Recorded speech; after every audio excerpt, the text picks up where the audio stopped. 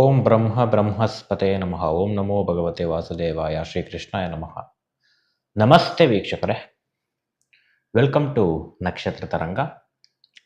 ಇವತ್ತು ಡೆಲ್ಲಿಯಲ್ಲಿ ನಡೆದಿರ್ತಕ್ಕಂಥ ಸ್ಟೂಡೆಂಟ್ಸ್ ಮೇಲೆ ಲಾಠಿ ಚಾರ್ಜ್ ಮತ್ತು ಈ ಎಜುಕೇಷನ್ ಸಿಸ್ಟಮ್ ಎಷ್ಟು ಸಮಸ್ಯೆ ಆಗ್ತಾ ಇದೆ, ಮಾನವೀಯತೆ ಇಲ್ದೇ ಹೊಡಿತಾ ಇದ್ದಾರೆ ಸ್ಟೂಡೆಂಟ್ಸ್ಗೆ.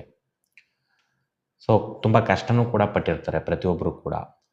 ಆ ಶ್ರಮಕ್ಕೆ ಎಷ್ಟೋ ಜನ ಸೂಸೈಡು ಮಾಡ್ಕೊಂಡಿದ್ದಾರೆ. ಇಷ್ಟೊಂದು ಶ್ರಮ ಆಗ್ತೋ ಈ ಥರ ಆಯಿತು.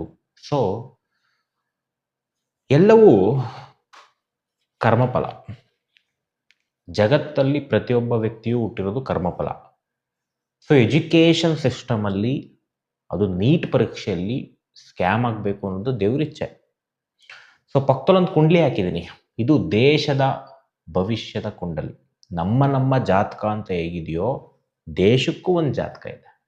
ಯುಗಾದಿ ವರ್ಷ ಫಲ ಅಂತ ಕರಿತೀವಿ.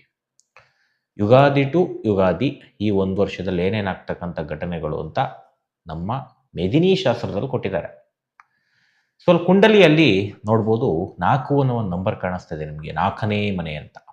4ನೇ ಮನೆ ಅಂದರೆ ಜ್ಯೋತಿಷ್ಯದಲ್ಲಿ ಎಜುಕೇಷನ್ ಮನೆ. ಅಲ್ಲಿ 4ನೇ ಅಧಿಪತಿಯಾಗಿರ್ತಕ್ಕಂಥವನು ಬುಧ ಗ್ರಹ.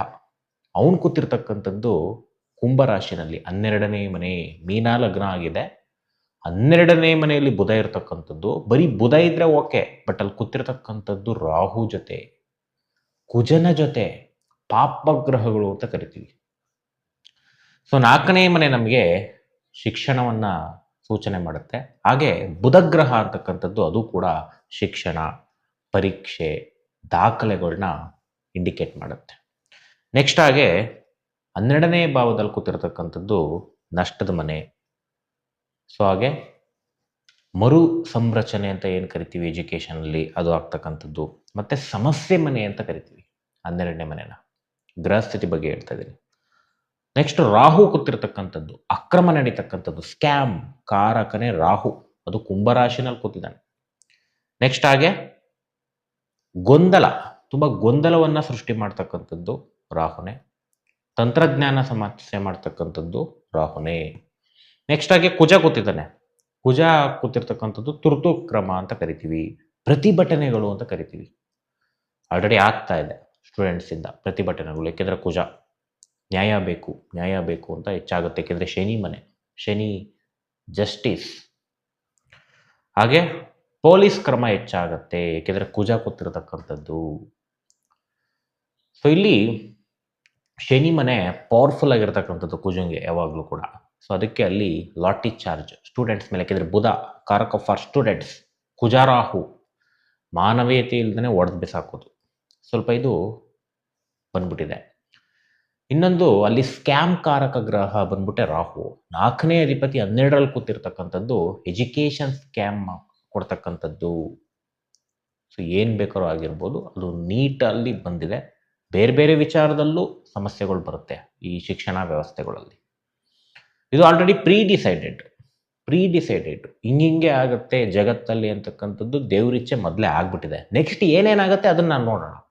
ಅದೇ ಕುಂಡಲಿ ಹೇಳುತ್ತೆ ಇವಾಗ ಏನು ಹಾಕಿದ್ದೀನಿ ವರ್ಷ ಕುಂಡಲಿ, ನೆಕ್ಸ್ಟ್ ಏನಾಗುತ್ತೆ ಅನ್ನೋ ಒಂದು ಆಧಾರ, ಒಂದು ಇಂಡಿಕೇಶನ್ಸ್ನ ನಾನು ಹೇಳಕ್ಕೆ ಟ್ರೈ ಮಾಡ್ತೀನಿ ನನ್ನ ಪ್ರಯತ್ನ ಹಾಕಿ.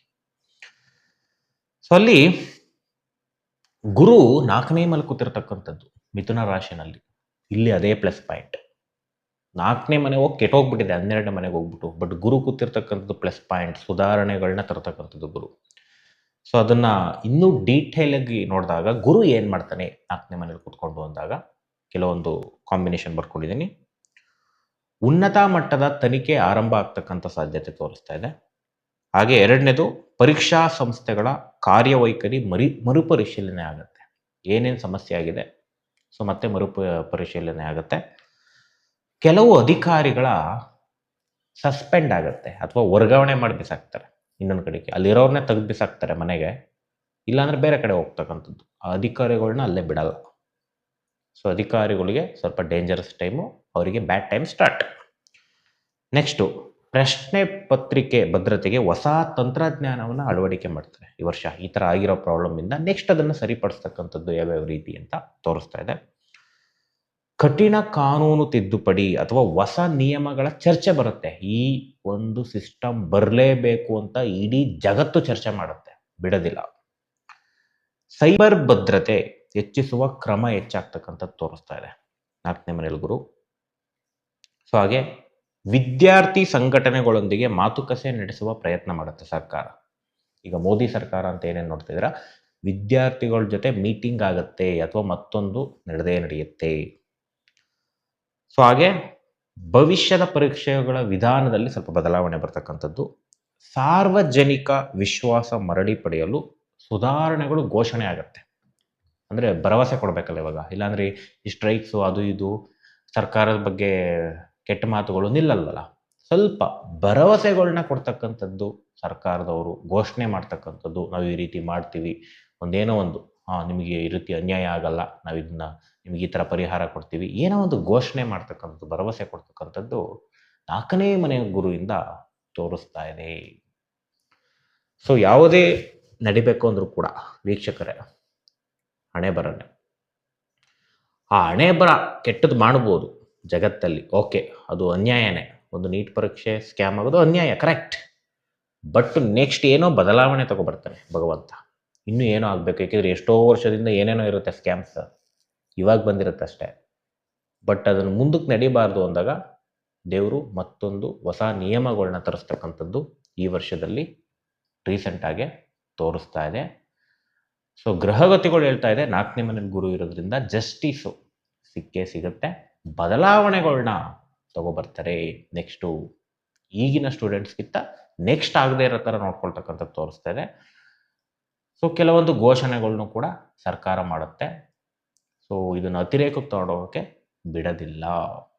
ಈ ಒಂದು ಕಾಂಬಿನೇಷನ್ಸು, ಈ ಒಂದು ಅನ್ಯಾಯವನ್ನು ಈ ರೀತಿ ಗ್ರಹ ಸ್ಥಿತಿಗಳು ಹೇಳ್ತಾ ಇದೆ ಏನೇನಾಗುತ್ತೆ ಅಂತ.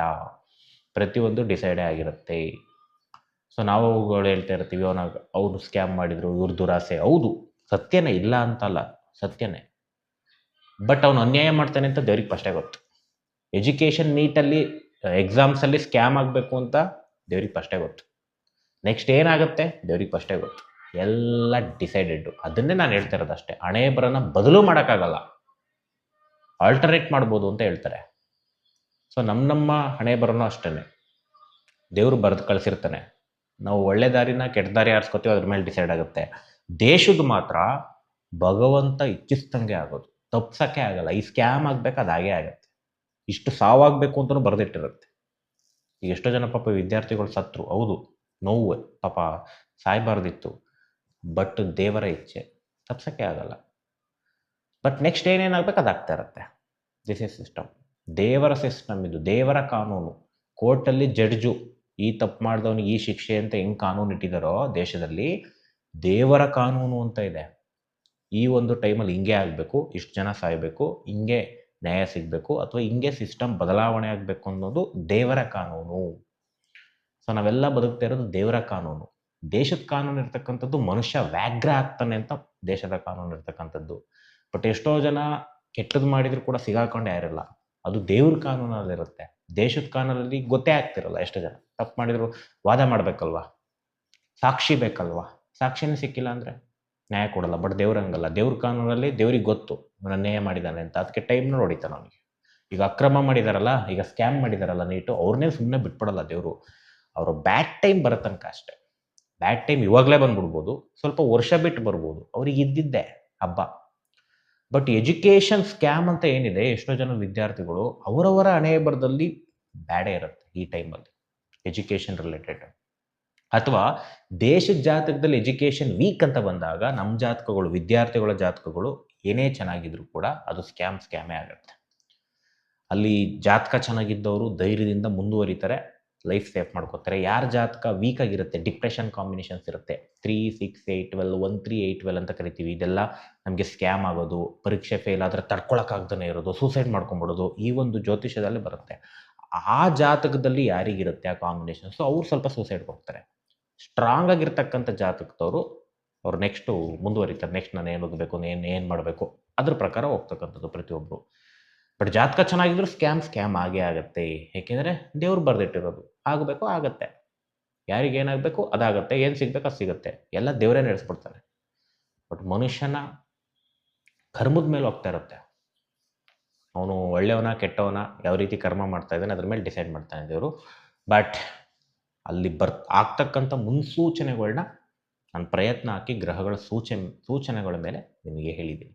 ಓಕೆ, ಸೊ ಇಷ್ಟನ್ನು ಮುಗಿಸ್ತಾ ಇದ್ದೀನಿ. ಎಲ್ಲರಿಗೂ ಒಳ್ಳೆಯದಾಗಲಿ. ಶ್ರೀ ಕೃಷ್ಣಾರ್ಪಣಮಸ್ತು.